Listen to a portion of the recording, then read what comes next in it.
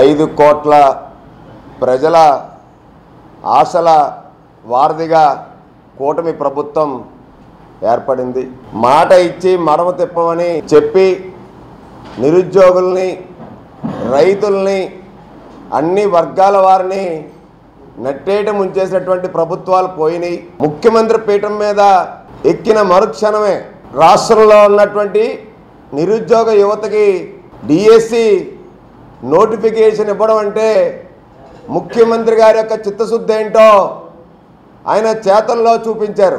రెండో సంతకమే రాష్ట్ర వ్యాప్తంగా అమాయక రైతులు, భూమి హక్కుదారులు ఎవరైతే ఉన్నారో వాళ్ళందరూ కూడా మా భూమి మళ్ళీ జగన్మోహన్ రెడ్డి ప్రభుత్వం వస్తే మా భూములు, మా ఆస్తులన్నీ కొట్టేస్తారనేటువంటి భయభ్రాంతులు గురవుతున్నటువంటి సమయంలో ల్యాండ్ టైటిలింగ్ యాక్ట్ పేరుతో కొత్త చట్టాన్ని తీసుకొచ్చినటువంటి ల్యాండ్ టైటిలింగ్ యాక్ట్ని రద్దు చేస్తూ ముఖ్యమంత్రి చంద్రబాబు నాయుడు గారు పెట్టినటువంటి రెండో సంతకం ఏదైతే ఉందో రాష్ట్ర వ్యాప్తంగా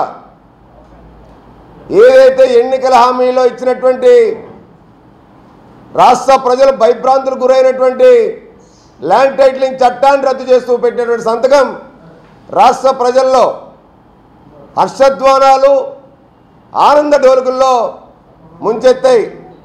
అలాగే అవ్వాతాతలకు, వికలాంగులకు, వృద్ధులకు, ఒంటరి మహిళలకు నేను రాగానే పెన్షన్ 1000 రూపాయలు పెంచుతానని చెప్పి ఏదైతే వాళ్ళ పెన్షన్ పెంచుతానని చెప్పి హామీ ఇచ్చారో ఆ పెన్షన్ 1000 రూపాయలు పెంచుతూ పెట్టినటువంటి మూడో సంతకం ఆయన యొక్క నీతికి, నిజాయితీకి నిదర్శనం. అలాగే ఆకలితో అలమటిస్తున్నటువంటి పేదలు గత చంద్రబాబు నాయుడు గారి ప్రభుత్వంలో అన్నా క్యాంటీన్లు ఏవైతే ఉంటే పేదవాడికి గుప్పడి అన్నాన్ని దూరం చేసినటువంటి దుర్మార్గమైనటువంటి జగన్మోహన్ రెడ్డి ప్రభుత్వాన్ని బుద్ధి చెప్పేలాగా అన్నా క్యాంటీన్ల మీద మళ్ళీ కొనసాగించడానికి, పేదవాడికి పిడికిడి అన్నం ఆకలితో ఉన్న వాళ్ళు పెట్టడానికి అన్నా క్యాంటీన్లు మీద 4వ సంతకం పెట్టడం ఇవాళ చంద్రబాబు నాయుడు గారి యొక్క చిత్తశుద్ధి, నీతికి, నిజాయితీకి మారుపేరుగా మాట తప్పడం అనేది తెలియదు. మేము పని చేయడమే తెలుసు, మాట ఇచ్చామంటే మాట నిలబెట్టుకుంటామని చెప్పే చందంగా ఇవాళ చంద్రబాబు నాయుడు గారు నిన్న ప్రమాణ స్వీకారం చేసినటువంటి మొట్టమొదటి క్షణంలోనే వీటి మీద సంతకం పెట్టడం రాష్ట్ర ప్రజలు, జనసేన పార్టీ అందరూ కూడా పెద్ద ఎత్తున అభినందనలు తెలుపుతూ హర్షధ్వానాలు వ్యక్తం చేస్తూ ఉన్నారు. ప్రజావేదిక కూల్చి పాలన మొదలుపెట్టినటువంటి జగన్మోహన్ రెడ్డి అండ్కో ఒక్కసారి ఆలోచించాలి.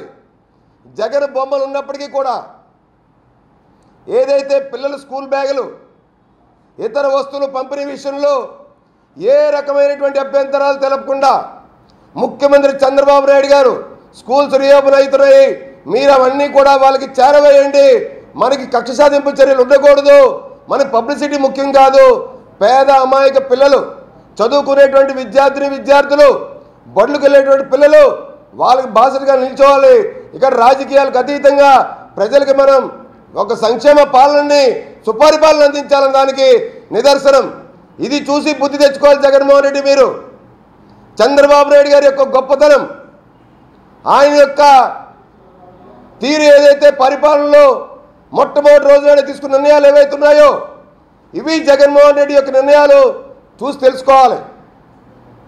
ఇదే జగన్మోహన్ రెడ్డికి మేము ఎతో పలుకుతూ ఉన్నాం. ఉన్నవి 11 సీట్లే. మీ యొక్క బుద్ధి మారకపోతే, మీరు దోపిడీ చేసినవన్నీ ప్రభుత్వానికి తిరిగి సరెండర్ చేయబోతే ఇంకా 2024 ఎలక్షన్స్కి ఇప్పుడున్న 11లో ఒక అంకె ఉంటుంది, ఒకటే ఉంటుంది, ఒకటి పోతుంది. ఆ ఒకటి మీరే.